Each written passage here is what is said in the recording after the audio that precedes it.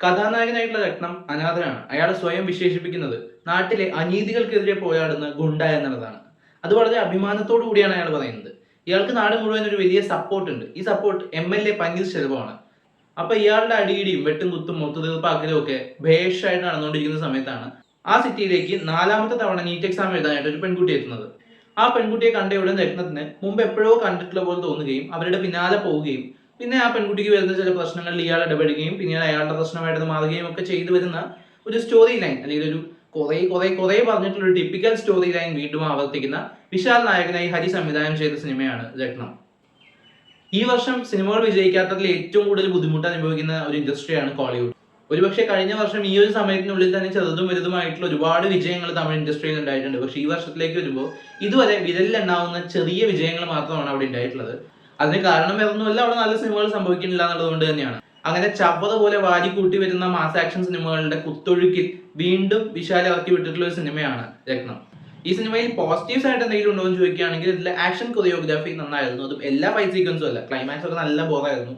പക്ഷെ സിനിമ തുടങ്ങിക്കഴിഞ്ഞ് ചില ഫൈറ്റ് സീക്വൻസുകളൊക്കെ അത്യാവശ്യം ഒരു ബൂസ്റ്റപ്പ് ഒക്കെ കൊണ്ടുവരുന്നുണ്ട്. അതും ഒരു ചേസും അതുമായിട്ട് ബന്ധപ്പെട്ടിട്ടുള്ള ഒരു ഫൈറ്റ് സീക്വൻസ് ഒക്കെ വരുന്നുണ്ട്. അത് കൊള്ളാമായിരുന്നു എന്നാണ് തോന്നിയത്. പിന്നെ ആദ്യം കുറച്ചു നേരം കഥയിലേക്ക് ഇവരിങ്ങനെ എത്തുന്നത് വരെയുള്ള ഒരു ഇമോഷണൽ സാധനമുണ്ട്. അതായത് ആ ക്യാരക്ടറിന്റെ ഒരു ഇമോഷൻ ഉണ്ട്. ബേസിക്കലി മദർ സെന്റിമെന്റ്സ് ആണ്, പക്ഷെ ആ സെന്റിമെന്റ്സ് അവർ ഒരു ടൈം വരെ അത്യാവശ്യം നന്നായിട്ട് വർക്ക് ചെയ്തിട്ടുണ്ട്. പിന്നെ കഥയിലേക്ക് കടന്നു കഴിയുമ്പോൾ ഇത് വീണ്ടും ഒരു സ്ഥിരം ബോംബ് കഥയും സ്ഥിരം ട്വിസ്റ്റ് റിവീലേഷൻസും ഒരു സ്ഥിരം വില്ലനും സ്ഥിരം ക്ലൈമാക്സും ഒക്കെ ആയിട്ട് മാറുന്നുണ്ട്. ക്ലൈമാക്സ് ഒക്കെ ആകെ അത് കൊള്ളമാക്കിയ ഫീൽ ആയിരുന്നു. അതുവരെ കൊണ്ടുപോയിട്ടുള്ള റോ ഫൈറ്റ് സീൻ ക്വാളിറ്റി പോലും ഏറ്റവും ക്ലൈമാക്സിൽ അവർ കാണിച്ച കുറച്ച് വിഷ്വൽ കോമഡികൾ കാരണം നഷ്ടപ്പെട്ടു പോവുകയാണ്. ഈ സിനിമയിൽ ഒരു വ്യത്യസ്തതയായിട്ട് തോന്നിയിട്ടുള്ളത് ഒബ്വിയസ്ലി എന്റെ കഥയിലുള്ള ഒരു എലമെന്റ് ആണ്. കാരണം നായികയ്ക്ക് വേണ്ടി വലിയ വലിയ പ്രശ്നങ്ങളിലേക്ക് പോകുന്ന നായകൻ എന്ന് പറഞ്ഞിട്ടുള്ള എലമെന്റിനെ അവർ വേറൊരു രീതിയിൽ സമീപിച്ചിട്ടുണ്ട്. അത് കുറച്ച് ഡിഫറെന്റ് ആയിരുന്നു. തമിഴിൽ അങ്ങനെ ഇതുവരെ അങ്ങനെ കണ്ടിട്ടില്ല. അതൊരു ഡിഫറെന്റ് അപ്രോച്ച് ആയിട്ട് നന്നായിട്ട് തോന്നി. പക്ഷെ അത് സിനിമയിലേക്ക് വരുമ്പോൾ പ്രസന്റേഷനിൽ കുറെ ഇടത്ത് നല്ല രീതിയിൽ പാളി പോയിട്ടുണ്ട്. അതുകൊണ്ട് അതൊരു അപ്രീഷിയബിൾ ഫാക്ടർ ആയിട്ടൊന്നും പറയാൻ പറ്റില്ല. ഈ സിനിമയിലെ ഗാനങ്ങളൊക്കെ ഓക്കെ ലെവലായിരുന്നു. വിഷ്വലി സിനിമ കുഴപ്പമില്ല. ഇടയ്ക്ക് ഒരു സീക്വൻസ്, ഒരു വലിയ ചേസും ഫൈറ്റ് തുടങ്ങുന്ന സീക്വൻസ് അവർ സിംഗിൾ ഷോട്ടിൽ എടുത്തിട്ടുണ്ട്.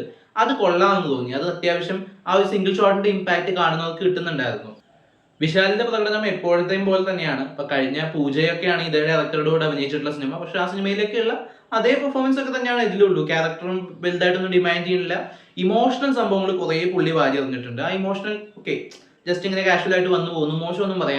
കോമഡിക്ക് വേണ്ടി കൊണ്ടുവന്നിട്ടുള്ള യോഗി ബാബു ശരിക്കും കോമഡി ആവുന്നത് സിനിമയിൽ ഒരു കോമഡിയും വർക്ക് ചെയ്യാതിരിക്കുന്നിടത്താണ്. സമുദ്രകനിയുടെ ഒരു റോള് നമ്മളിത് മുമ്പും കണ്ടിട്ടുള്ള സംഭവം തന്നെയാണ്.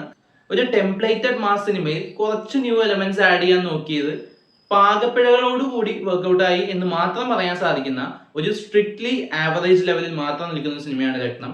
എനിക്ക് പേഴ്സണലി ഈ സിനിമ അത്ര ഇഷ്ടപ്പെട്ടൊന്നുമില്ല. ഒരു തവണ ഇങ്ങനെ ഓർഡറിൽ കണ്ടിരുന്നു, എന്നാൽ സെക്കൻഡ് ഹാഫിൽ എത്തിയപ്പോൾ അത്യാവശ്യം നല്ല രീതിക്ക് ലാഗൊക്കെ അടിച്ചു. അപ്പോൾ കുഴപ്പമില്ല എന്ന് തോന്നുന്ന രീതിയിൽ പോലും എനിക്ക് ഫീൽ ചെയ്തില്ല.